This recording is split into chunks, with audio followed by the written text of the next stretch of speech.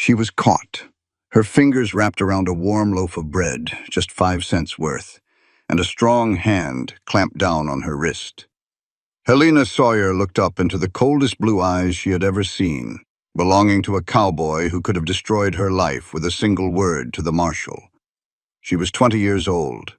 Her father was dead. Her mother was gone. And back home, her 7-year-old brother and 3-year-old sister hadn't eaten in 2 days.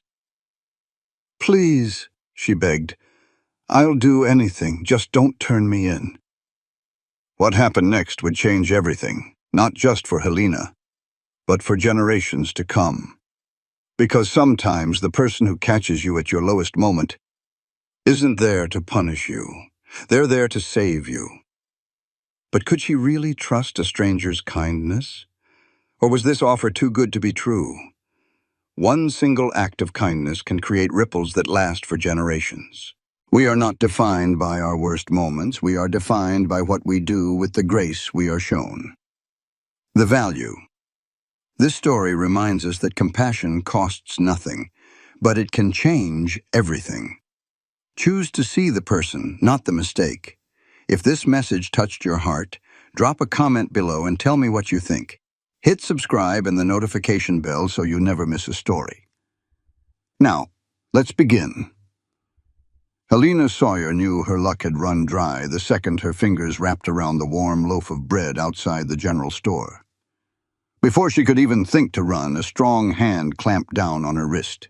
She looked up into the bluest eyes she had ever seen, set in a handsome, stern face shadowed by a dusty brown hat. "Hold on there, little lady," the cowboy said, his voice low and steady as a deep river. "I do believe that is not yours." Helena's heart pounded like a drum as she tried to pull her arm away, but his grip was like iron. At 20 years old, she was far too old to be caught stealing, but desperation can make a sinner out of a saint. The image of her siblings, their cheeks hollow and their bellies empty, gave her a strength she did not feel. "Please," she whispered, her brown eyes filling with real tears. "Please, sir, I have 2 little ones at home. They have not had a bite to eat in 2 days. Our father was lost in a mine collapse last month, and our mother died bringing my baby brother into this world 3 years ago. I will do anything you ask, sir. Just please do not give me to the marshal."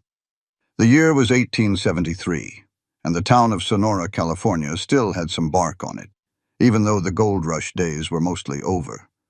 The mines coughed up just enough gold to keep the town breathing, but for a family without a man, survival was a constant struggle. Helena had tried every honest thing she could think of to feed her family. She had taken in laundry until her knuckles were raw and mended clothes until her eyes blurred. But it was never enough. The cowboy just looked at her for a long moment, his face impossible to read. He was tall, with shoulders as broad as a barn door, and skin weathered by years under a hot sun. His clothes were worn but clean, and the pistol riding low on his hip told her he was not a man to be trifled with. Helena saw all this in the time it took her heart to beat a few times, while fear was still running cold through her. "What do folks call you?" he finally asked. "Helena Sawyer," she answered, thinking the plain truth was her only card left to play. "I live in that old shack down at the end of Porter Street, the one with the busted shutter. The little ones are Thomas, he is 7, and baby Margaret, who just turned 3 last week." Her voice broke when she said her sister's name. "They are waiting for me. They think I have been out finding work. Not this." A flicker of something, maybe understanding, softened the hard lines around his eyes. This gave Helena the first sliver of hope she had felt. He let go of her arm and reached into his vest, pulling out a worn leather wallet that looked thicker than she would have expected. "You come with me," he said, nodding toward the door of the general store. Helena's first thought was to bolt, to use her freedom, and vanish into the back alleys she knew so well. But there was something in his voice that held her in place. It was not the voice of a man who wanted to shame her or see her locked up. So against all her better judgment, she followed him into the store, clutching her empty basket to her chest like a shield. The owner, Mr. Henderson, glanced up from his counter, a sour look already forming on his face. "Quincy Vaughn, If you're here to ask for more credit, I told you last week. Won't be needing any today, Henderson, Quincy cut in. He placed a few coins on the wooden counter, and the soft clink made the shopkeeper's eyes go wide. I need you to fill this young lady's basket. I want bread, flour, salt pork, beans. Everything you have got that will stick to a rib and keep a family fed for a while. Helena just stared at Quincy, completely stunned. Sir, I cannot take this, she stammered. You can, and you will, Quincy said, his tone firm but not mean. Think of it as a down payment on your salary. My salary? Helena repeated, her voice a squeak. Quincy turned to look right at her, and again she was taken aback by how blue his eyes were, like a clear California sky. I own a ranch about 5 miles out of town. My housekeeper passed on last winter, and the whole place has been going to rack and ruin. I need somebody who can cook, clean, and keep the house in order while I'm out with the cattle. The job comes with a place to stay, and I can pay you $15 a month. Helena's head was spinning. $15 a month was more money than she had seen in the last 3 months put together. But a little warning bell started ringing in her head. She had heard plenty of stories about men making offers that were too good to be true, especially to a woman with no other options. As if he could read her mind, Quincy added, There is a small cabin on the property. It is not much, but it is sturdy. It would be for you and your siblings. You would have your own place. I stay in the main house. All I need is someone to make sure I have a hot meal and clean clothes. Mr. Henderson was already hustling, loading her basket with supplies now that money was on the table.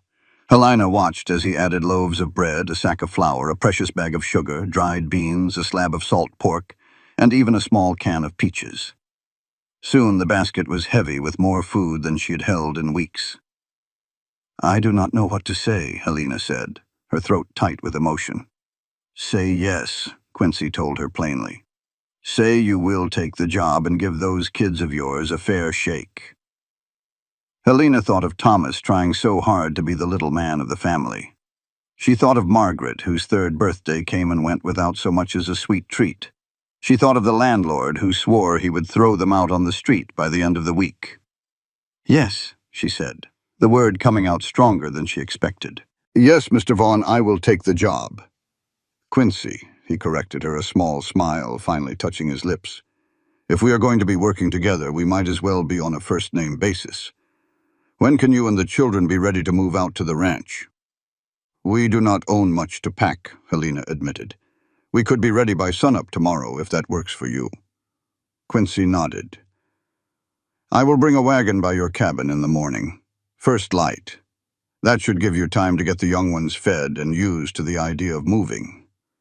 As they walked out of the store, Helena felt like she was in a dream, even with the real weight of the heavy basket in her arms. The sudden change in her luck just did not seem possible. 1 minute she was facing jail, the next she had a future. Mr. Vaughn, Quincy, she corrected herself. Why did you do this? Any other man would have called the marshal on me. Quincy was quiet for a bit as they walked down the main street, kicking up dust with their boots. The afternoon sun was beating down hard, the way it does in a California summer. Finally, he spoke. I lost my own ma when I was about your brother's age. My pa did his best, but it was a hard life. I remember what it feels like to go to bed with your stomach gnawing at you, to watch your father work himself into an early grave just trying to keep you fed. When I saw you take that bread, I did not see a thief. I saw somebody doing what they had to do to survive. Something in his voice told Helena that there was more to his story, a deep sadness that she understood all too well. But she did not ask. They were still strangers, after all. I will work hard, she promised him. I will earn every penny, and I will pay you back for all this food, too, as soon as I can. Quincy just shook his head. No need, like I said. Consider it an advance. Believe me, you will have plenty of chores at the ranch to work it off. They reached the end of Porter Street, where Helena's little cabin sagged against the hill like an old woman who was too tired to stand straight. The broken shutter hung crooked, and you could see the sky through parts of the roof. But it was the only home Thomas and Margaret had ever known. Helena felt a pang of shame letting Quincy see the poor way they lived. "Tomorrow morning, then," Quincy said, tipping his hat to her. "First light." "We will be ready," Helena promised. She watched him walk back toward town, his long stride eating up the dusty road. Helena pushed open the creaky cabin door and found Thomas trying to make Margaret laugh with shadow puppets on the wall. The two children looked up when she came in, their faces lighting up despite their hunger. "Helena!" Margaret cried, running to her on her wobbly little legs. "You are home." Rose to his feet, trying to hold on to the dignity of his 7 years, but his gaze shot straight to the basket. "Did you find any work?" "Something better," Helena answered, placing the basket on their wobbly table and scooping Margaret into her arms. "I found us a new home." As she laid out the food and told them about Quincy and his ranch, she watched Thomas's eyes get wider with every word. Helena felt a feeling she had not known for months. It was hope. A real, solid hope that maybe, just maybe, things were going to be okay. That night, after the children had eaten their fill of bread and cured pork for the first time in what felt like forever, they fell asleep with full stomachs. Helena lay awake on her lumpy mattress, thinking about the man who had changed everything with one simple act of kindness. She wondered about the kind of ranch he owned, what his house was like, and if he would be a decent man to work for. More than anything, she wondered if she had made the right choice, taking help from a complete stranger, no matter how much they needed it. But when the sun began to streak the sky with pink and gold, she heard the unmistakable sound of wagon wheels outside their shack. Helena pushed all her worries away. She gently woke Thomas and Margaret, helped them dress in their worn-out clothes, and packed their few belongings into a single beat-up trunk that had been her mother's. Whatever was waiting for them at Quincy Vaughn's ranch, it had to be better than slowly wasting away in this broken-down cabin. Quincy was standing next to a solid wagon hitched to 2 strong-looking horses. He looked different than yesterday. Helena saw his dark hair was still a little wet, and his face was freshly shaved. When he looked at the children, his whole expression softened in a way that put Helena's mind at ease right away. "You must be Thomas," Quincy said, holding his hand out to the boy. "Your sister told me you've been doing a good job taking care of things around here." Thomas shook Quincy's hand with great seriousness, standing as tall as his little body could manage. "Yes, sir, I have been doing my best." "Well, that is all any man can do," Quincy answered with respect, which made Thomas's small chest swell with pride. Margaret was not as shy as her brother. She tugged on Quincy's pant leg. "Are you the nice man who brought us food?" Quincy knelt down to her level, and a true smile spread across his weathered face. "I suppose I am. And you have to be, Miss Margaret. Are you ready to go see your new home? It has a creek full of frogs and a lot of chickens. And if you are good, I might just let you help me feed the horses." Margaret's face lit up like a firefly. She started talking a mile a minute about horses and frogs as Quincy lifted her into the back of the wagon. He had laid out several thick blankets to make the ride comfortable. Thomas climbed in right next to his sister, trying to look brave, even though his eyes showed he was a little scared. Helena took Quincy's offered hand to get up on the wagon seat, feeling the tough calluses on his palm that told her he was no stranger to hard work. As he let go of her hand and walked around to the driver's side, she started noticing the little things about him. He moved with an easy confidence, and everything he did seemed capable and sure. His kindness toward her brother and sister seemed to be a natural part of him. The journey out of Sonora carried them through rolling hills, sprinkled with oak trees and a few tall pines. The land looked beautiful in the early morning sun, with golden grass swaying in the wind like waves on a dry sea. Helena had not been this far out of town in years, not since her father had moved them all to Sonora, chasing a dream of gold that in the end had cost him his life. "This ranch has been in my family for about 10 years, Quincy said as they rode. He seemed fine with the quiet, but was also willing to talk. My father bought this land with money he saved up after years of working cattle for other folks. He built the house and the barns himself, and he got the first herd started. When he passed on 5 years ago, it all became mine. You do not have any other family? Helena asked. And then right away she worried she had asked something too personal, but Quincy did not look bothered by her question. I had a younger brother, Daniel. He was killed in a stampede 3 years back. It was just the two of us after our pa died. So, since then, it has just been me and whatever help I can afford to hire when things get busy. Right now, it is just me and an old cowboy named Rusty, who stops by a couple of times a week to help with the heavy lifting. I am so sorry for your losses, Helena said softly. Now she understood why he had been so kind to her and her family. They were both alone in a way, both trying to make a life from the pieces left behind by family tragedy. Life is hard out here, Quincy said, plain and simple. You learn to keep on moving, or the sadness will bury you. Just then they reached the top of a hill, and Helena saw Quincy's ranch for the first time, spread out in the valley below. It was bigger than she had imagined, with a sturdy-looking 2-story house, painted white with dark green shutters. There was a big red barn, a few smaller buildings, and fences stretching out across pastures where cattle were grazing peacefully. A row of cottonwood trees marked the path of the creek Quincy had told them about, their leaves twinkling in the wind. It is beautiful, Helena whispered, unable to believe her eyes. Behind her in the wagon, Thomas let out a long, low whistle, while Margaret bounced up and down with excitement. Look at all those cows.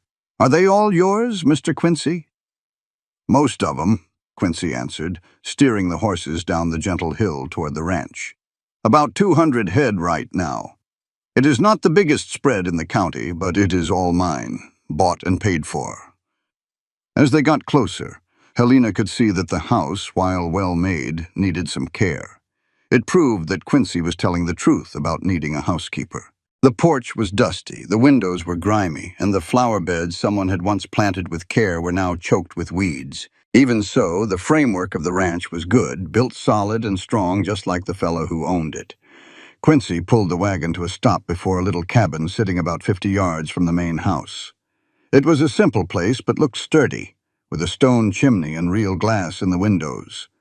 Next to the tumble-down shack they had been calling home, this place looked like a king's palace to Helena. Let me show you what is inside, Quincy said, hopping down from the wagon. He came around to help Helena to the ground. His hands felt steady at her waist as he lifted her down, and Helena felt a peculiar little flutter in her belly that she made herself ignore. This man was her boss, and that was all. She could not afford to mess up this godsend of an arrangement with any foolish notions. The inside of the cabin was clean, but had only the basics. The main room had a small cook stove, a table with 4 chairs, and a rocking chair near the fireplace. 2 small bedrooms came off the main room, each holding a simple bed frame with a mattress. After sharing one room with her brother and sister for so long, having their own separate rooms felt like an unbelievable luxury. The last housekeeper lived in here with her husband, Quincy explained. They were getting on in years, and when she passed on, he went to San Francisco to live with their daughter. I have not had a soul in here since then. The bedding is all fresh, I can tell you that. I had it all cleaned in town last month, figuring I would eventually have to hire some help. Margaret ran from one room to the other, happy with every little thing. Meanwhile, Thomas looked over the cabin with a serious expression, checking the windows and the stove like he was the man in charge of approving the new living quarters. It is more than we could have hoped for, Helena said, her voice thick with feeling. It is just wonderful. Thank you, Quincy. He shifted on his feet, looking a little awkward, like he was not used to being thanked. Well, come on then. Let me show you the main house so you can see what you're getting into. If the cabin was charming, the main house was downright impressive, even with how messy it was right now. The front door opened into a parlor with proper upholstered furniture, all covered in dust sheets, and a stone fireplace so big you could just about stand up inside it. Past that was a dining room holding a large oak table and a china cabinet And then came the kitchen, which was bigger than Helena's whole cabin had been before. That kitchen was what every homemaker dreamed of, with a huge cast-iron stove, more counter space than you could shake a stick at, a real pantry, and a hand pump that brought water right into the house. Helena slid her hand across the counters, already picturing the good food she could cook here, the loaves of bread she could bake, and the life she could breathe back into this forgotten place. Upstairs we have 4 bedrooms, Quincy went on. I am in the master at the end of the hall, the rest are shut. There is also a study downstairs off the parlor where I handle the ranch's books and papers. When would you want me to begin? Helena asked, her mind already spinning with a list of all that needed doing. Tomorrow is plenty soon, Quincy said. For today, just get yourself and the little one settled in. There is a root cellar out behind your cabin stocked with the basics, and you are welcome to gather eggs from the chicken coop anytime you need. I generally have breakfast at sunup, lunch near noon, and supper when it gets dark. But I ain't too particular on the timing, so long as food shows up eventually. How about you? Any foods you favor or dislike? Quincy offered her a slight smile. Miss Sawyer, I have been surviving on my own awful cooking for months now. Anything that does not taste like burnt boot leather will be a welcome change. But since you are asking, I have a soft spot for apple pie, beef stew, and biscuits that do not threaten to break a man's teeth. Helena felt herself smile right back at him. I reckon I can handle that. For the rest of that day, Helena and her children got to know their new home. Thomas found the creek and spent hours trying to catch frogs, just watching the water tumble over the smooth rocks. Margaret started making friends with the chickens, giving every one of them a name, even though Helena gently told her not to get too fond of critters that were bound for the dinner table. Helena herself started turning the little cabin into a proper home, unpacking the few things they owned and just soaking in the wonder of having real beds to sleep on and a stove that did not fill the room with smoke. That evening, as the sun dipped behind the hills in a fiery splash of orange and red, Quincy showed up at their door holding a basket with a roasted chicken, a fresh loaf of bread, and a jar of honey. I picked this up in town before I came for you this morning, he explained, looking uncharacteristically clumsy as he stood on their little porch. I figured you might not be up to cooking after a long day of moving. That is mighty thoughtful of you, Helena said as she took the basket, the warm smell of the chicken making her stomach rumble so loud they both had to laugh. Well, I will let you all get to it, Quincy said, starting to back away. The main house is always open if you need a thing. As Helena watched him walk back toward his own house in the fading light, she felt that funny little flutter inside her again, that feeling of seeing him not just as the man who hired her, but as a good man, maybe a lonely one, who had shown incredible kindness to a stranger in a desperate spot. She pushed that thought aside and called the children in for supper. There would be plenty of time to figure out her own jumbled feelings later on. Right now, she had a brother and sister to feed and a whole new life to start. The next morning, Helena was up before the dawn, a habit she had formed over years of trying to get a head start before Thomas and Margaret woke up and needed her. She dressed in the quiet, left a note for the sleeping children, and walked through the crisp morning air over to the main house. The kitchen was just as much of a wreck as she remembered, with dirty dishes stacked high in the sink, a layer of dust on every single surface, and a pantry that was crying out for some order. But Helena had never been one to shy away from hard work. She just rolled up her sleeves, pumped a big pot full of water, and got the stove, fired up to heat it for washing. 2 hours later, when Quincy came downstairs following the scent to the kitchen, Helena had all the dishes clean, the counter scrubbed down, coffee brewing, and bacon sizzling away in a cast-iron pan. The aroma of fresh biscuits baking in the oven had filled the whole first floor. Lord have mercy, Quincy said from the doorway, just looking at the changed room. Is that actual coffee I smell? It is, Helena confirmed, pouring him a cup from the pot she had dug out of the pantry.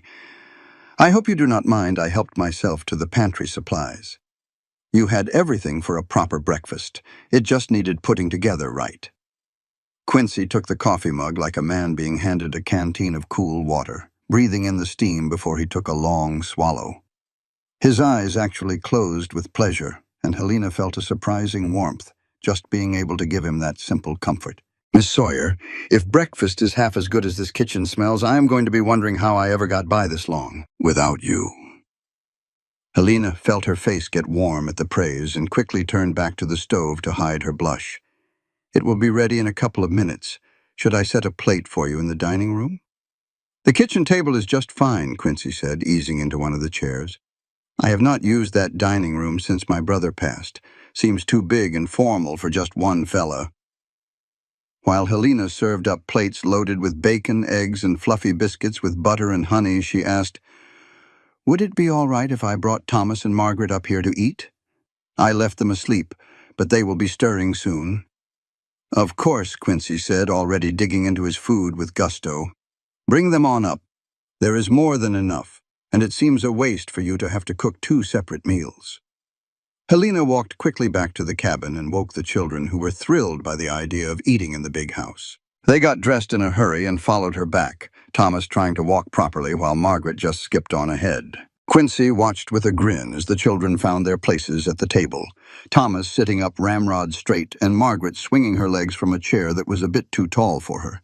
"Mr. Quincy," Margaret announced with great seriousness, "I named all your chickens. The brown one with the spot is Princess, and the white one is Snowball, and the one that walks funny is Dancing Sue."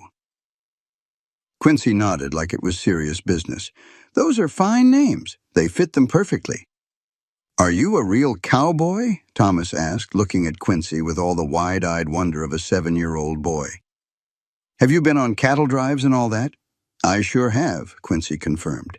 "Been on 3 long drives, pushed cattle all the way up to the railroad in Nevada. It is hard, dusty work, but there is nothing else like moving a huge herd over open country." Thomas's eyes got even wider. "Could you teach me how to be a cowboy? I want to help, I mean. I want to earn my keep so Helena does not have to work so much." Something in Quincy's face changed then. It softened, making him look younger. "I will tell you what, Thomas, once you get your feet under you, I will start showing you the ropes of ranch work. Every good ranch needs fellas who know what they are about." But then he added, glancing over at Helena, "You have to keep up with your lessons, too. Your sister is right to make sure you get your schooling." Helena, who had been just about to say that Thomas needed to focus on his reading and numbers, gave Quincy a thankful look. Having his backing to keep Thomas on track with his education was going to make her life a whole lot easier. That morning pretty much set the pace for the days that came after. Helena would be up early to fix breakfast for everyone, clean the main house, and start on the enormous job of bringing order back to a home that had been let go for far too long. The children helped where they could, with Margaret gathering eggs and Thomas learning how to feed the chickens and do other small chores around the place. Quincy, for his part, was an easy man to work for.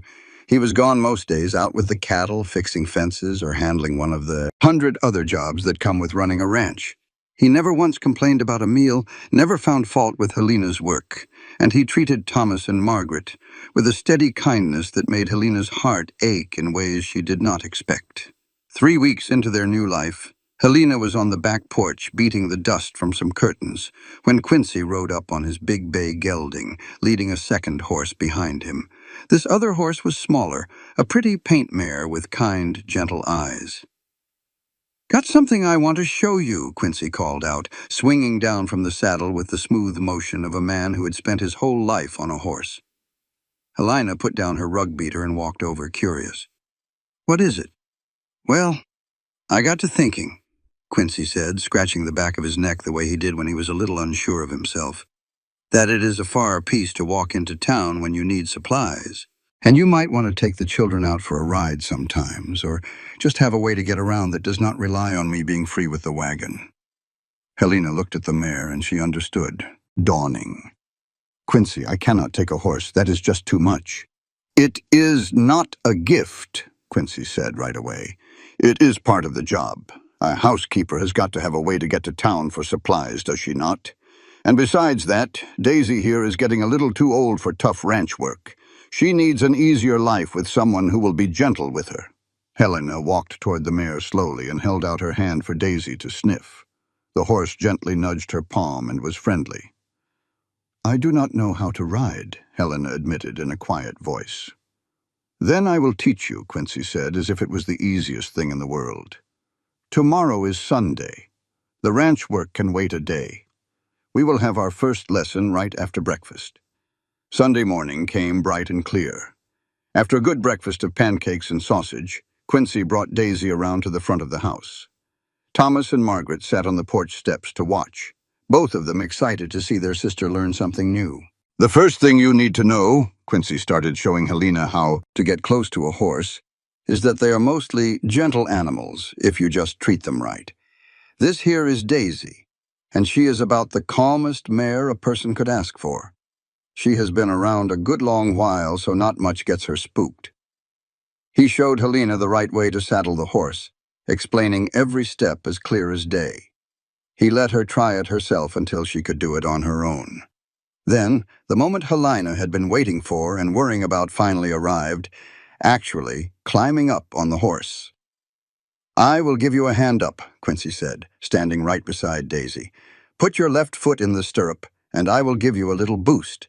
Helena did what he said, but even with Quincy helping, her first try left her hanging crooked off the side of the horse. Not all the way up and not safely on the ground either. Quincy's hands went to her waist to steady her, and Helena was suddenly very aware of how strong he was, how close he was, and the way his touch sent a warmth spreading right through her. "Try it again," Quincy encouraged, his voice full of patience. "You can do this." On her third try, Helena finally managed to swing her leg over the top. She found herself sitting in the saddle a whole lot higher off the ground than she had figured. Her hands clutched the saddle horn for dear life, and she could feel her heart pounding with a mix of fear and pure excitement. "Good," Quincy said, as he fixed her feet in the stirrups. "Now the first thing you need to know about riding is to relax. The horse can feel it when you are tense, and that makes her jumpy too." For the next hour, Quincy led Daisy around the yard in a slow walk. He taught Helena how to sit straight, how to hold the reins, and how to talk to the horse with just a little squeeze from her legs or a shift in her own weight. It was a lot harder than it looked. It took a kind of attention to her whole body that Helena had never had to use before. But little by little, she started to feel more at ease, more in step with Daisy's easy rhythm. When Quincy finally let go of the lead rope and Helena walked Daisy around the yard all by herself for the first time, the feeling of pride was almost too much to handle.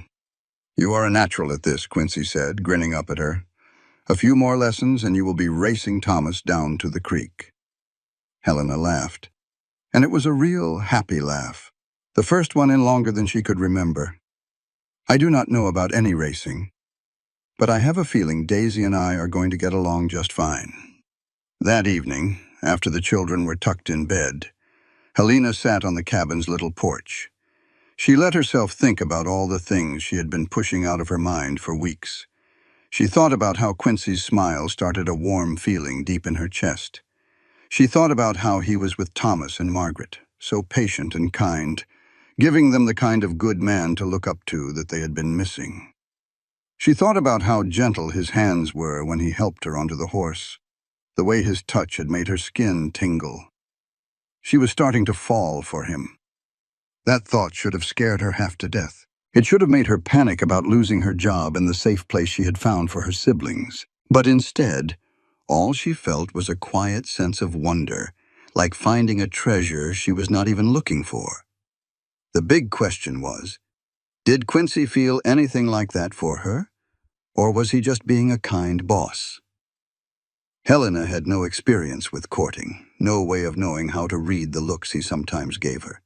She did not know what to make of the way he seemed to find reasons to stay in the kitchen after meals, just talking about anything and everything while she cleaned up.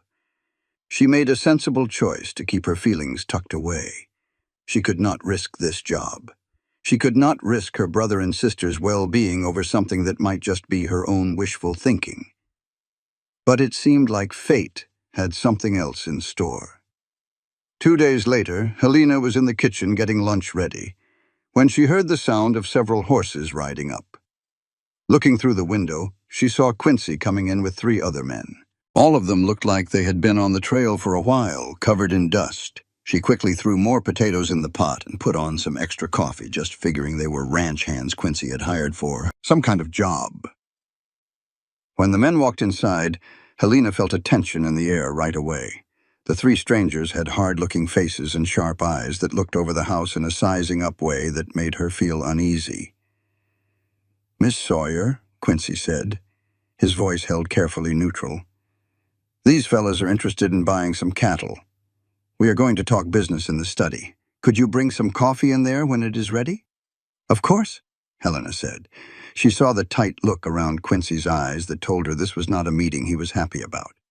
She fixed a tray with the coffee pot and some cookies she had baked that morning, then carried it to the study. The door was ajar, and she could hear them talking as she got closer. "$20 a head is plain robbery, Vaughn, and you know it," one of the men was saying. "We will give you 15, and that is being plenty generous." "My cattle are top-grade stock," Quincy answered, his voice steady. "They are well-fed, healthy, and perfect for breeding. They are worth 25 at least, so 20 is already a bargain." Helena knocked softly and walked in with the tray. All four men looked up at her, but it was the way the stranger's eyes followed her every move that made her skin crawl. She put the tray down as fast as she could and turned to go. "Well now," one of the men said. He was a skinny character with a scar running across his cheek. "You did not tell us you had such a pretty little housekeeper, Vaughn. That is a mighty fine perk to the job. Miss Sawyer is my employee, and she is under my protection," Quincy said. His voice dropped to a tone Helena had never heard from him, as cold as a blue norther. "You will speak to her with respect, or you will not speak of her at all." The man held his hands up like he was surrendering. "No offense intended. Just making a comment." Helena left in a hurry, her heart pounding in her chest. She tried to keep busy with lunch, tried to focus on chopping vegetables and not on the sick feeling those men had given her. She knew Quincy would handle whatever business they had, but she just could not shake a deep sense of unease. About 20 minutes later, she heard loud voices coming from the study, followed by the sound of chairs scraping hard against the floor. The three strangers came out looking mad as hornets and stormed right out of the house without saying a word to Helena. She watched from the window as they jumped on their horses and rode off at a full gallop, kicking up clouds of dust behind them. Quincy showed up in the kitchen doorway, and his face was grim. "I am sorry about that," he said. "Those men are known cattle rustlers, though nobody has ever been able to prove it. They wanted to buy my cattle at dirt-cheap prices, probably to turn around and sell them for what they are worth and keep the profit. I sent them packing." "Are we in any danger?" Helena asked, thinking right away about Thomas and Margaret. "I do not reckon so," Quincy said, but he walked over to the window and watched the dust trail the riders had left behind. "They are cowards who pick on folks living way out by themselves. This ranch is pretty well known, and I have got friends in town who would come looking if anything ever happened to me. But," he added, turning to face her with a serious look, "I want you and the children to y'all stay close to the cabin for the next few days, just to be safe. And if any strangers show up while I am out working the fences, you do not open this door, you hear me?" Helena nodded. She was grateful he took the threat seriously, but did not get all worked up and panicked. "I hear you." "Good." He seemed to relax a little, some of the tightness leaving his shoulders. "Now, is that beef stew I smell simmering on the stove? The trouble with those cattle thieves blew over without another peep, but it sure seemed to change things between Helena and Quincy. He started teaching Thomas how to shoot tin cans with an old rifle. He reckoned every soul on a ranch ought to know how to handle a firearm safely. He showed Helena the loaded pistol he kept tucked away in the kitchen, just in case, and made certain she knew how to use it. But it was more than just practical safety.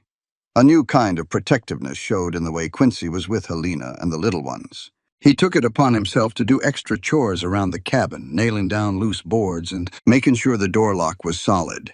He always made sure Helena knew exactly where he would be working each day so she could send Thomas to fetch him if trouble came knocking. Helena started noticing the little things about him. The way his hair would curl up just a bit on the back of his neck when it got too long. That smile of his, it was a rare sight. But when it came out, it could knock a gal clean off her feet. She saw the capable way he handled every single chore, from mending fences to soothing a scared 3-year-old who woke up from a bad dream. She also noticed the way he would look at her sometimes when he figured she was not paying attention.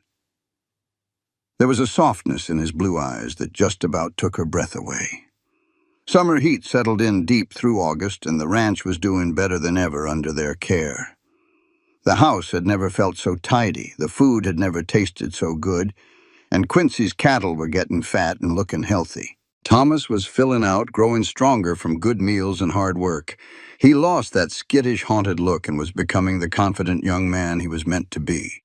And Margaret, she blossomed like a bluebonnet in spring, chattering away and bringing a bit of sunshine to even the longest of days. One evening, long after the children were tucked in bed, Helena was finishing up the last of the dishes when Quincy appeared in the kitchen doorway. He had washed up and changed his clothes after a hard day's work, and his dark hair was still a little damp. "You got a minute?" he asked. He sounded strangely hesitant. "Of course," Helena said, drying her hands on a dish towel. "Is something wrong?" "No, nothing's wrong. I wanted to say something." He took a breath, like he was trying to find the right words. "You have been here almost 3 months now. And you have done a whole lot more than just keeping house. You have made this place feel like a real home again." I did not even realize how much I was just going through the motions, just getting by instead of truly living. So thank you. A warmth spread through Helena's chest. "You saved us, Quincy. You took a chance on somebody you caught stealing, and you gave my brother and sister and me a future we never would have had. I reckon we are the ones who ought to be thanking you." "Maybe we saved each other," Quincy said in a low voice, and he took a step closer. The air between them grew heavy with all the things that had gone unsaid, things that had been building up for months. Helena's heart started hammering in her chest, and she could not pull her eyes away from Quincy's. The lamplight was dancing in them, making them look like pieces of the twilight sky. "Helena," he said, and her name sounded rough in his throat. "I need to tell you something. And I want you to know that your job and your home here are safe, no matter what you say back. You and those kids will never want for a thing as long as I am around to provide for you. You understand me?" Helena just nodded, not trusting herself to speak. "I am falling in love with you," Quincy said, plain and simple. The words landed in the quiet kitchen like pebbles in a still pond, sending out ripples that were going to change everything. "Been falling for a while, if I am being honest. The way you laugh with Margaret. The way you have taught Thomas to hold his head high. The way you hum when you are working. The way that morning sun catches in your hair. I am 32 years old, and I have never felt this way about anyone in my whole life, the way I feel about you." Helena's eyes welled up with tears, but they were not tears of sadness. They were tears of pure joy, of relief, of a happiness so big it almost ached. "I love you too," she whispered. "I have been so scared to even let myself think it, scared I would ruin everything. But I do." She cleared her throat and said it again, stronger this time. "I love you, Quincy." The space between them vanished as Quincy stepped forward and wrapped Helena in his arms. His kiss was soft at first, almost like a question. But when Helena answered by wrapping her arms around his neck and pulling herself closer, the kiss turned into something deeper, something that knocked every thought clean out of her head except the feel of him, the taste of him, the simple rightness of being in his arms. When they finally pulled apart, both of them breathing hard, Quincy rested his forehead against hers. "Marry me," he said. "I know it is sudden and we have only known each other a few months, but I am sure. I am more sure about this than I've ever been about anything." "Yes," Helena said, laughing and crying all at the same time. "Yes, yes, yes." They kissed again, and Helena felt like her heart was about to burst right out of her chest with happiness.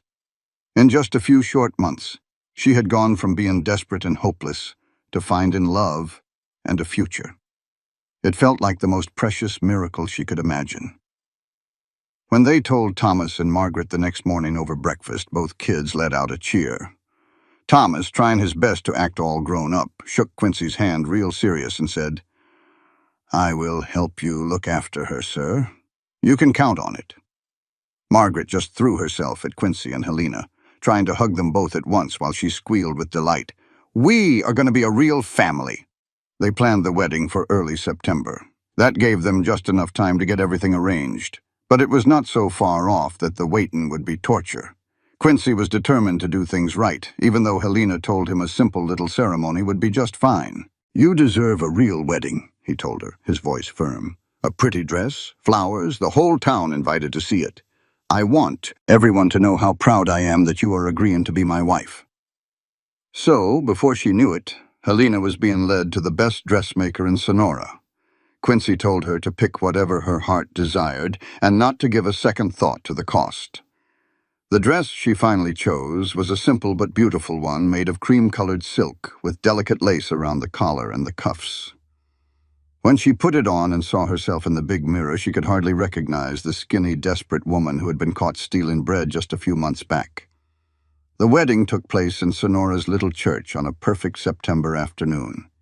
It seemed like half the town showed up, all of them curious about the rancher who had been a bachelor for so long, and the mysterious housekeeper who had gone and captured his heart. Helena walked down the aisle with Thomas on one side and Margaret on the other. Both children were just beaming with pride over their important jobs. But Helena only had eyes for Quincy. He was standing at the altar in a new black suit, his blue eyes shining with a love and a promise that was clear as day. When she reached him and he took hold of her hands, and it felt like the rest of the world just melted away. The preacher started with "Dearly beloved," but Helena couldn't hardly hear those old familiar words. She was far too busy soaking up every little detail of that moment. The little tremble in Quincy's hands as he held on to hers. The way he looked at her, like she was the most precious thing God ever made. The feeling in her chest like her heart was about to bust wide open with pure happiness. When it came their turn to say the vows, Quincy's voice rang out strong and true. "I, Quincy Vaughn, take you, Helena Sawyer, to be my wife, bound by law and love. I promise I will love you, honor you, cherish you, and keep you safe for all my days. I promise to be a good husband to you and a good father to Thomas and Margaret. I promise to build a life with you that is worthy of the blessing we have found in each other." Helena's own voice was thick with tears of joy when she said hers back. "I, Helena Sawyer, take you, Quincy Vaughn, to be my husband in the eyes of God and man. I promise to love you, honor you, cherish you, and stand right by your side no matter what comes our way. I promise to make our house a home, to be your partner in every single thing, and to never forget that you were the one who saw me when I felt invisible and gave me hope when I thought all hope was gone." When the preacher finally said they were husband and wife, and Quincy leaned in to kiss her, the whole church just erupted with cheers. But all Helena could hear was the thump-thump of her own heart, and Quincy's soft whisper, "I love you, Mrs. Vaughn." The party after was right there at the ranch, with tables all set up under the big cottonwood trees down by the creek. There was music and folks dancing, plenty of good food and laughter, and a kind of joy that just seemed to settle over everything like warm sunshine. Thomas was so proud, dancing with his new sister-in-law, and little Margaret spent most of the afternoon perched on Quincy's shoulders, telling anybody who'd listen that she had the best new papa in the entire world. As the sun started to dip low and folks began to head home, Quincy pulled Helena away for a quiet moment by the creek. The water was just bubbling over the rocks, and way off in the distance you could hear the cattle lowing peaceful-like. "Are you happy?" Quincy asked, wrapping his arms around her from behind and holding her close against his chest. "I'm happier than I ever dreamed I could be," Helena confessed, placing her hands over his. "Sometimes I still can't hardly believe this is real, that I'm not going to wake up back in that terrible little cabin with nothing in the cupboards and not a lick of hope to be found." "This is real," Quincy promised, and he pressed a soft kiss to the side of her head. "You are my wife. This here is our ranch, and we are going to build a wonderful life together right here." And that is exactly what they did. That first year they were married was overflowing with the kind of happiness Helena had only ever read about in stories. She and Quincy just fell deeper in love every day that passed, learning the quiet little ways of each other and how their lives fit together. They laughed side by side, they worked side by side, and at night, in the quiet of their own room, they discovered a special kind of love, with a gentleness and a fire that left them both in awe. Thomas just blossomed with Quincy to guide him, growing more sure of himself and more capable with every month that went by. By the time he turned 8, he could rope a calf and mend a fence line, and he had even started getting the hang of the ranch's account books. Margaret simply adored her new papa, and would follow him around like a little shadow whenever he'd let her. Her happy chattering was like a constant song in the background of their days. In the spring of 1874, Helena found out she was expecting. The news stirred up a whole mess of feelings inside her. There was joy at the idea of having Quincy's baby, but also a worry about the dangers of childbirth, and a powerful will to make it through so she could raise all her children. Quincy's reaction was nothing but pure delight, mixed with that same fear Helena was feeling. "I'm going to be a daddy," he said, full of wonder as he laid his hand so gently on her belly, which was still flat. "Our own baby. Are you hoping for a boy or a girl?" Helena asked, curious to know. "I don't care one bit," Quincy said, and he meant it.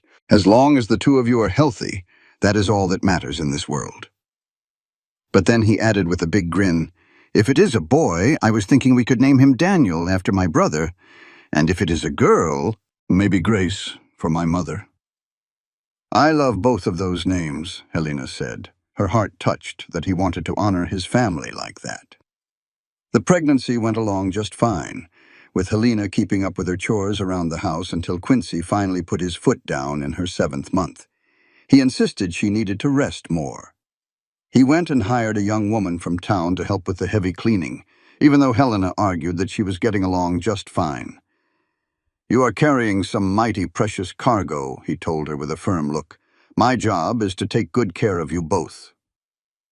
That October, during a soft, quiet autumn rain, Helena brought a healthy baby boy into the world. The labor had been long and hard, but in the end, everything turned out right. When the midwife laid that crying little bundle in her arms, Helena just cried with relief and happiness.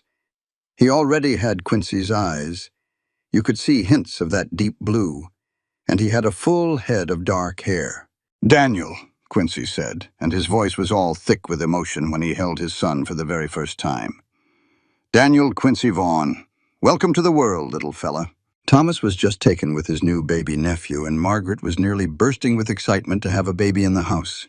She wanted to help with every little thing, from running to get clean clothes to singing lullabies in her high, sweet little voice. Watching Quincy with their son, seeing how tender and full of wonder his face was, Helena felt her heart just swell up even more. This was the man who had shown her so much kindness when she was at her lowest point.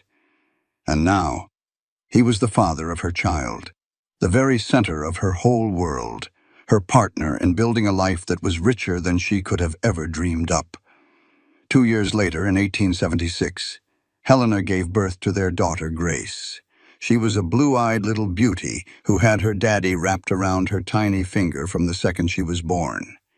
The ranch kept on doing well under Quincy's watchful eye and Helena's good sense with the household, and they bought more land and cattle as the years rolled by. Thomas grew into a fine young man and eventually went into partnership with Quincy, running the whole place. By the time he was 20, he was everything Quincy had hoped he would be. Honest as the day is long, a hard worker, and completely devoted to his family. Margaret went on to become a teacher down in Sonora. She was smart and full of confidence, and she never forgot the hard times she came from or the kindness that had saved them all. Daniel and Grace grew up knowing nothing but being loved and feeling safe. They never went hungry. They were never afraid, just surrounded by family and the kind of steady life that both Helena and Quincy had missed out on as kids. They learned about ranching from their father and about being good-hearted from their mother. And they always knew the story of how their parents met, how a desperate moment of stealing had somehow led to a whole lifetime of love. On their 10th wedding anniversary, Quincy took Helena right back to that spot by the creek where they had found a few quiet moments during their wedding party. The cottonwood trees stood taller and the ranch had grown bigger, but the simple beauty of that place hadn't changed a bit. "Do you remember what I told you right here?" Quincy asked, pulling Helena close to him. "You said we were going to build a beautiful life together," Helena remembered, smiling up at his face. "And we sure have," Quincy said, taking a look all around at their ranch, at the house where their children were sleeping safe and sound, at the land they had worked so hard together to make it thrive. "We really, truly have." "When I reached for that loaf of bread," Helena said in a soft voice, "I was just trying to make it through one more day. I never in a million years imagined that one desperate act would lead to all of this, that it would lead me to you." Quincy held her face in his hands, and his touch was just as gentle as it had been that very first time. "I was just going through the motions before you came along. You made me remember what it felt like to really be alive, to have something worth working for besides just seeing the sun go down. You gave me a family, Helena. You gave me my whole world." They shared a kiss under those cottonwood trees, with the sounds of their ranch, their home, their life all around them. In the distance, they could hear Thomas calling to the cattle, and Margaret's laugh drifting out from the house. Their children were safe and sound inside, dreaming whatever sweet dreams that children dream. Helena had come to understand something powerful in the years since that awful day when she had reached for a piece of bread. She learned that a little bit of kindness could change a person's whole world, that love could sprout up in the most unlikely of places, and that sometimes the very worst moments in our lives are just putting us on the path to the very best. She had been a thief, caught trying to feed her family. Quincy had been a lonely man, living in the shadow of what his family had left behind. But together, they had built something that neither one of them could have ever managed alone. It was a true partnership, a real family, a love story written right into the dusty soil and bright promise of that California frontier land. The years kept on passing with the steady beat of life on the ranch. The seasons changed. Calves were born and sold. Fields were planted and then harvested. But through every bit of it, the love between Helena and Quincy was the solid ground that everything else was built upon. By 1885, Thomas had married a wonderful girl from town named Emily, and they built their own little house on the far side of the ranch property. Their first child, a boy they named Quincy, after his granddaddy, showed up that spring, making Helena and Quincy grandparents for the very first time. Holding her grandson, Helena just shook her head in wonder at how far life had carried her from that desperate young woman who was stealing bread in Sonora. Margaret had also found love with a kind-hearted schoolteacher from Sacramento, who moved all the way to Sonora just to be with her. Their wedding was a happy day that brought together two families who believed that learning and being good to people were the most important things of all. Daniel, who was now 11 years old, showed all the signs of being a natural-born rancher, just like his father. He had Quincy's calm way of doing things and Helena's gentle heart, a mix that was bound to serve him well no matter what he decided to do.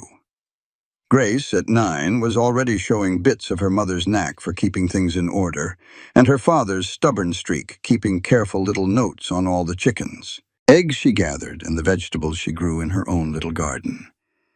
On quiet evenings, after the work was all done and the children were settled in for the night, Helena and Quincy would sit together on the porch of the main house. They would watch the sun dip below the horizon, painting the sky over their land. Sometimes they would talk about their day, sharing the small wins and the little troubles of ranch life.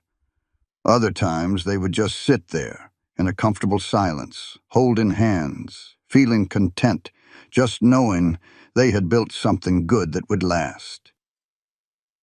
"You ever think about that day?" Quincy asked one of those evenings. His thumb was tracing little circles on the back of her hand. "The day I caught you back at the general store." "Sometimes," Helena admitted. "It feels like another lifetime, don't it? Like it happened to two completely different people." "In a way, it did," Quincy said. "We were both different back then.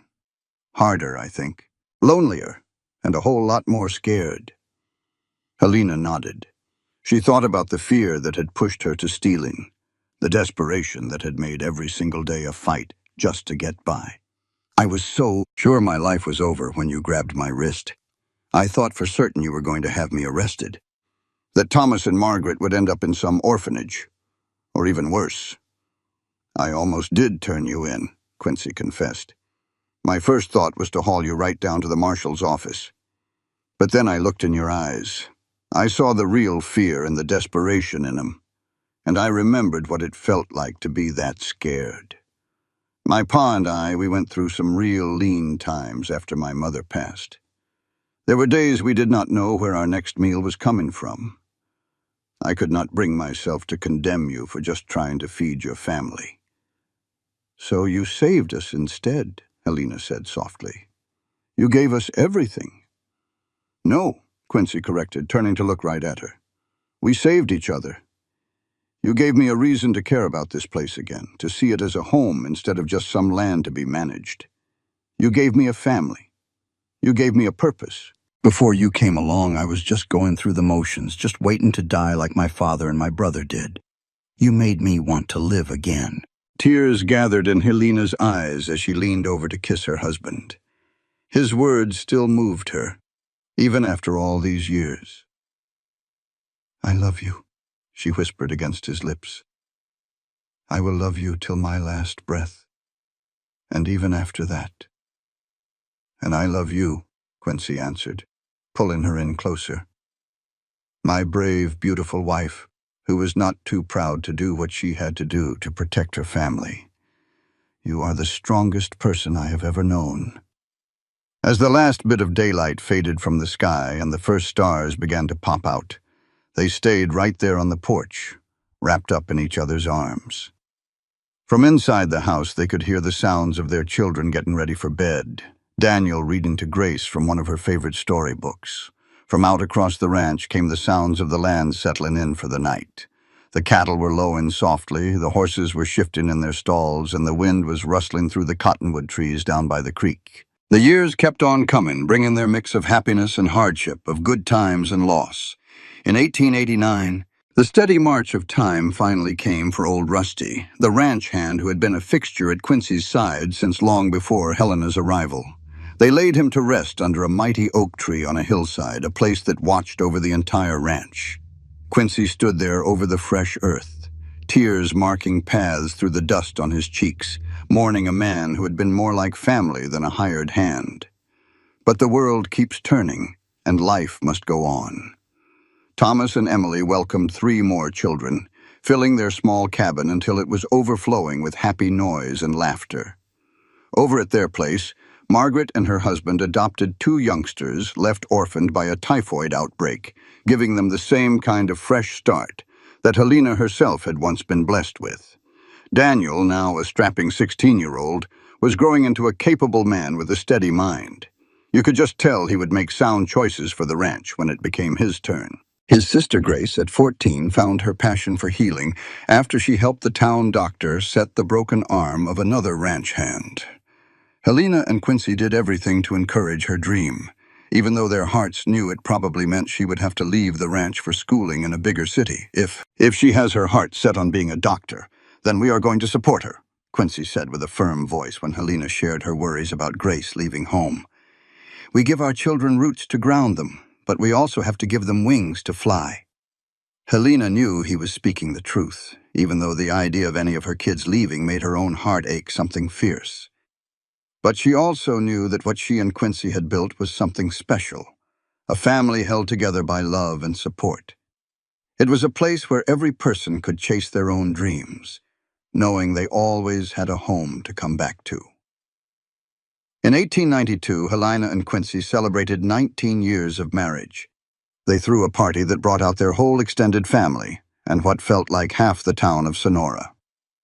Helena stood in her kitchen with two young women from town now helping her keep up with feeding such a big family, and she just marveled at how her life had unfolded.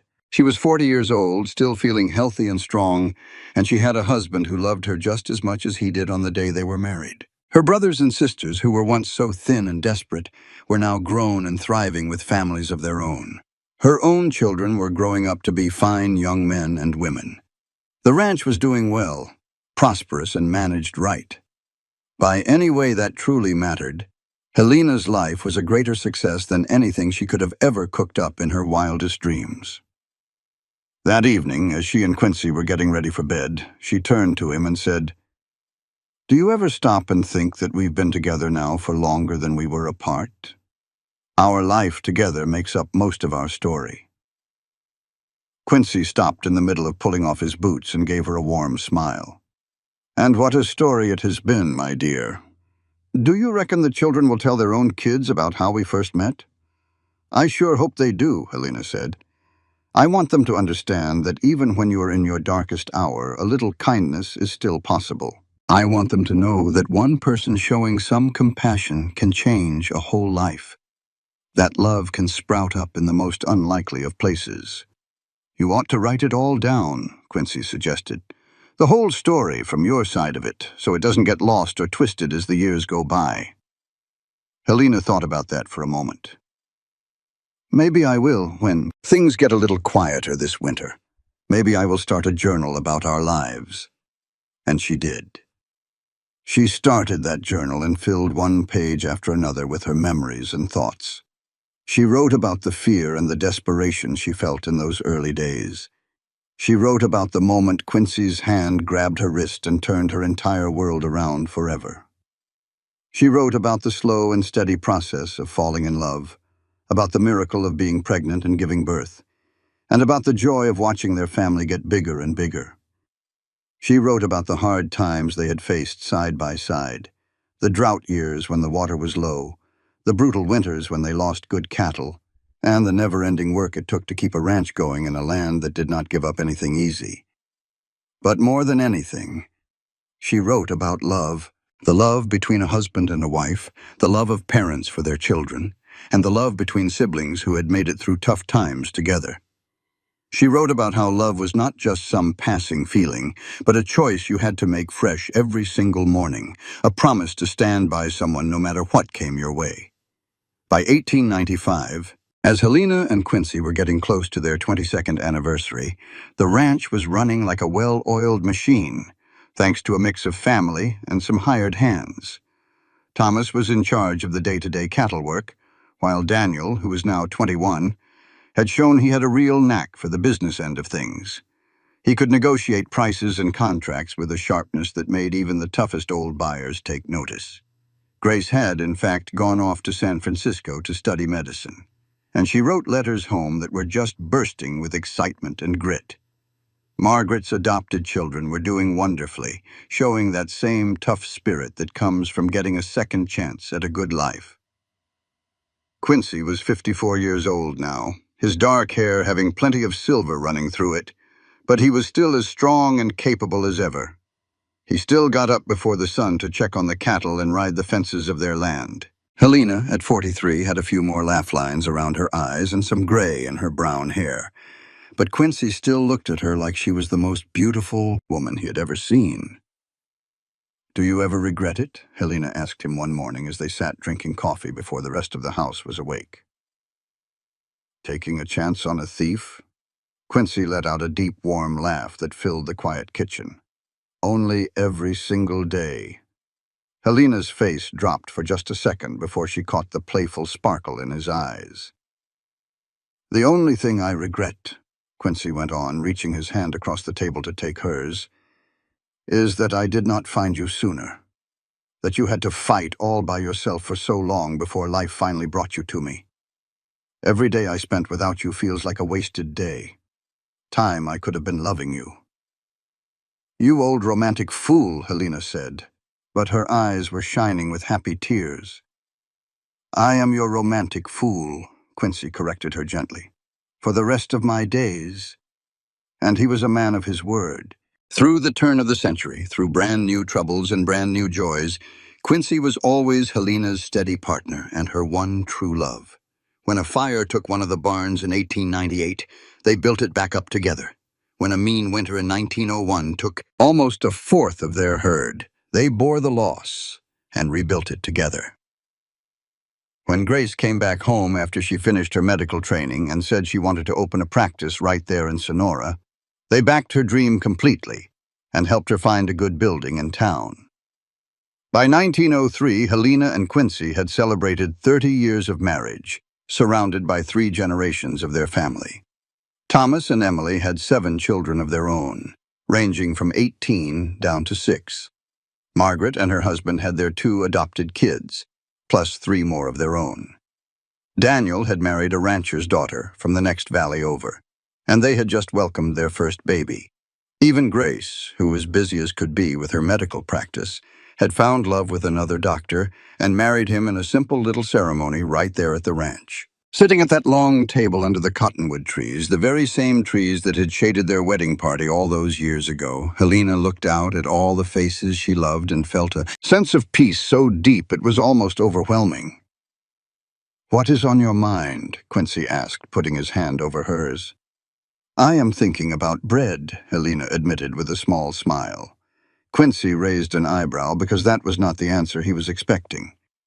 "That loaf of bread I tried to steal was probably worth about 5 cents, Helena went on. 5 cents. That should have been the start of my complete downfall, but instead it was the beginning of all of this." She waved her hand around at their family, their land, and the whole life they had made. How much goodness can come from something so tiny? How much can a life change in a single moment of kindness? Quincy was quiet for a second, his eyes looking a little misty. "I reckon that is the whole point, is it not? We never know which moment is going to be the one that changes everything, which choice is going to lead us where we are meant to go. I could have handed you over to the marshal that day, but instead I saw somebody who needed a hand, and I chose to offer one. And that one choice gave me everything I hold dear. It gave us everything," Helena corrected him in a soft voice. "Yes," Quincy agreed, lifting her hand to his lips. "It truly gave us everything." As the sun bled out over the ranch that evening, painting the big sky in hues of orange and pink and purple, Helena and Quincy stood together on the porch of the house they had called home for 30 years. All around them, their family laughed and carried on, children hollered and played, and the ranch hummed with its own timeless rhythm. Helena leaned into Quincy's side, and he wrapped a steady arm around her, holding her close. They stayed just like that for a long while, watching the light fade and the first stars pop out, surrounded by the living proof of a life they had built from a single moment of compassion. "Thank you," Helena whispered at last.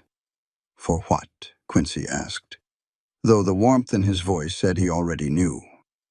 "For seeing me," Helena said simply. "For looking past a desperate woman stealing bread and seeing someone worth saving. For loving me and for giving me this life." "Helena Vaughn," Quincy said, turning her to face him so he could look deep into her eyes, "you were always worth saving. You were always deserving of love. I just happened to be the lucky man who got the chance to prove it to you." He kissed her then, a kiss that was tender and sweet, a kiss that held 30 years of love, partnership, and shared dreams. When they finally pulled apart, they were both smiling. The years that followed were a gentler season. Quincy and Helena slowly stepped back from the day-to-day running of the ranch, letting the younger generation take the reins.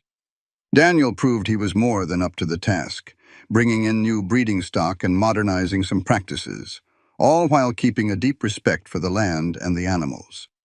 Thomas kept on working the cattle with the fire of a man who had found his true calling. The ranch flourished under their care.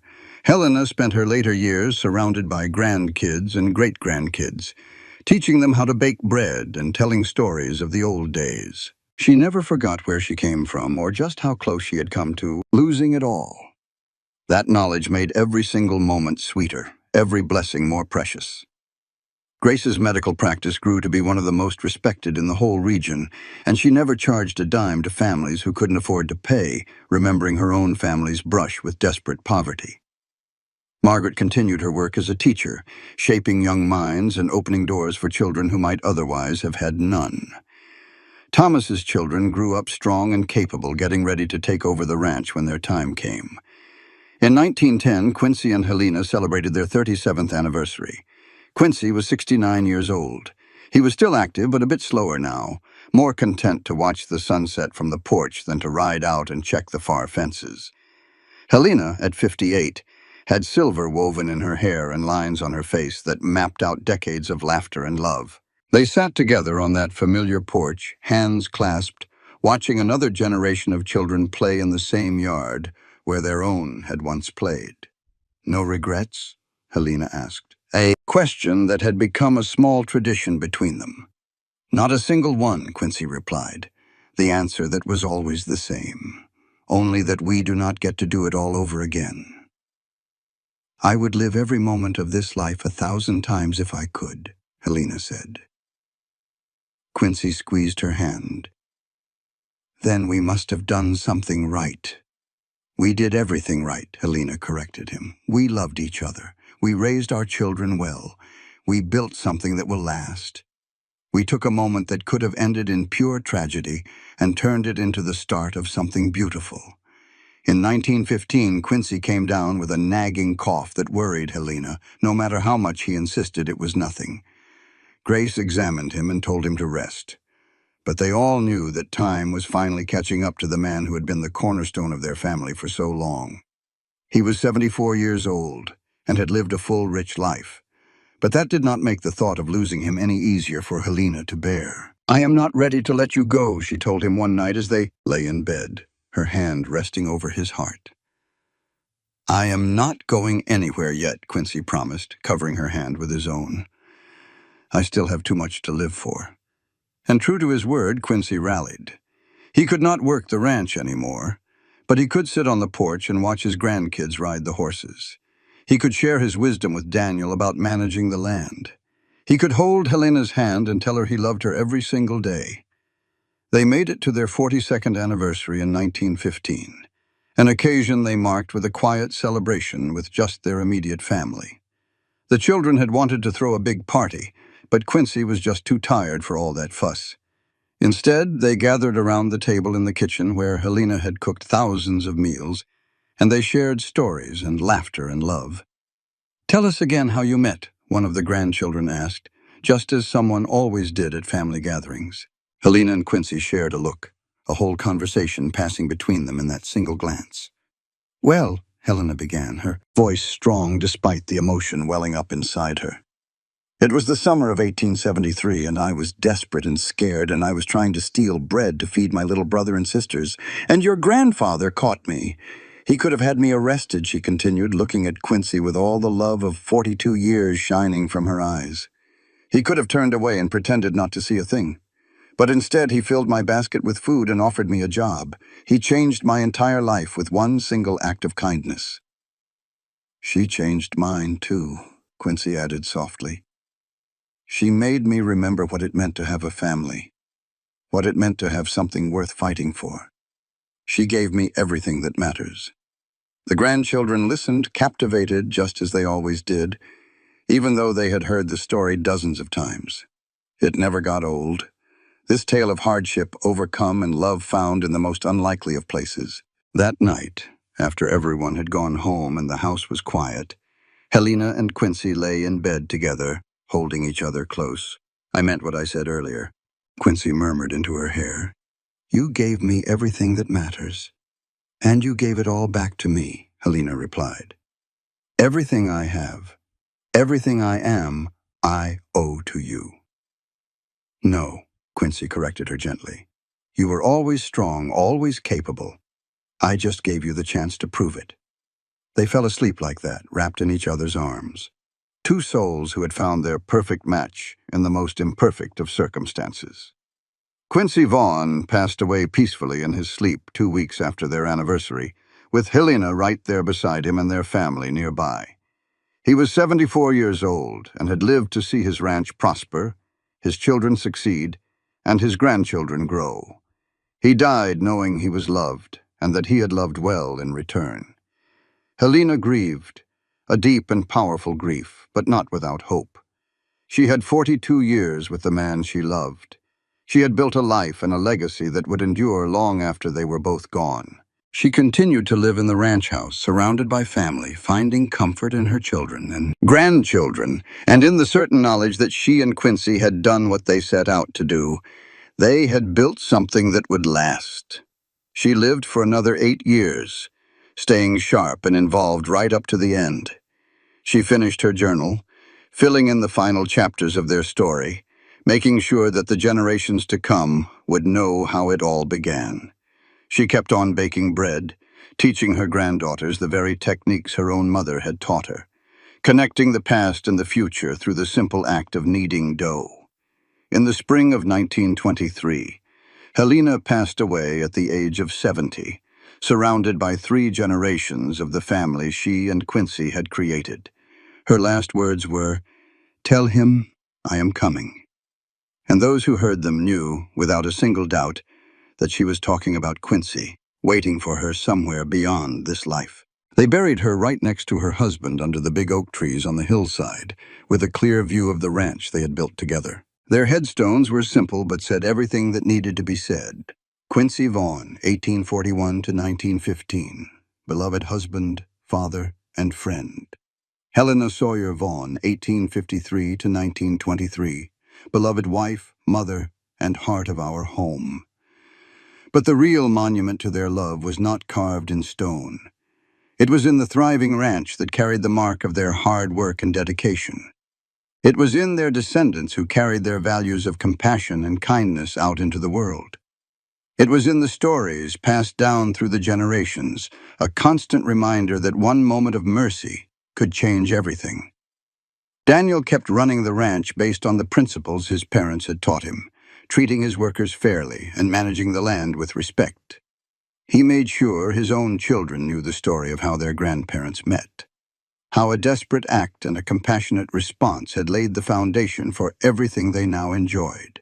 Grace's medical practice continued to serve Sonora for another 20 years. Her reputation for skill and compassion drew patients from all across the region. She never turned away anyone who could not pay, living by the example her mother and father had set. Margaret's adopted children grew up to become teachers themselves, passing on the gift of education and opportunity that they had received. Thomas's descendants continued to work the land, generation after generation, finding meaning and purpose in the good, hard work of ranching. The ranch itself stayed in the family, passed down from Daniel to his children, and then to theirs. Each new generation added their own touches, modernized a few things here and there, but they never lost sight of the core values that Quincy and Helena had built their lives on: family, compassion, hard work, and love. And in every kitchen and every house on that ranch, bread was baked fresh every single week, a quiet reminder of where it all began. Some of the younger generation did not fully grasp the meaning of this tradition, but they did it anyway, trusting that something important was being honored, even if they did not know the whole story. Me, you. Decades after Helena had passed on, one of her great-great-granddaughters found the journal she had written. It was tucked away in an old trunk in the attic of the ranch house. The young woman stayed up the entire night reading it, completely captivated by the story of her family, by all the love and loss and victory written down on those pages. The very next day, she called her family together and read parts of it out loud, making sure the younger generation knew the full story of where they came from. She read about that desperate moment when Helena reached for a loaf of bread, about the compassionate choice Quincy had made, and about the love that had bloomed from such a hopeless situation. "This is where we come from," she told her family. "From a moment when someone chose kindness instead of judgment, when love was powerful enough to chase away fear. That is the legacy we carry on. Not just this ranch or this family name, but the duty to show that same kind of compassion to other folks that was once shown to us. And that is how the story stayed alive, told and retold, remembered. It was a living testament to how a single choice can change not just one life, but the lives of generations to come." The bread Helena tried to steal was worth 5 cents. But the kindness Quincy showed her in that moment was priceless. It created ripples that moved out through time, touching people who would never even know the names of the man and the woman who started it all. The ranch in Sonora, California, is still standing to this day. It is still in the Vaughn family, and it is still run on the same principles of fairness and compassion. The cottonwood trees down by the creek have grown huge and old, their branches providing shade for new generations of children who play beneath them. The house has been updated over the years, but the kitchen where Helena cooked thousands of meals is still the heart of that home. And every single week, without fail, fresh bread is baked in that kitchen, filling the house with the same warm scent that once meant survival but grew to mean so much more. It came to mean home, family, love, and the lasting power of kindness to change everything it touches. That is the true legacy of Quincy and Helena Vaughn, the cowboy and the thief who found in each other not judgment or blame, but love and a second chance. Their story is proof that we are not defined by our worst mistakes, but by what we decide to do with the grace we are shown. And sometimes, when we choose compassion over judgment, when we choose to see the person instead of the mistake, when we choose love over fear, we end up creating something that lasts forever. This content was carefully researched, developed, and manually edited by our team to deliver meaningful stories with valuable life lessons. Every narrative is crafted to entertain, inspire, and empower our audience. We believe that great stories can change lives, and we are committed to bringing you content that matters. Thank you for being part of our community.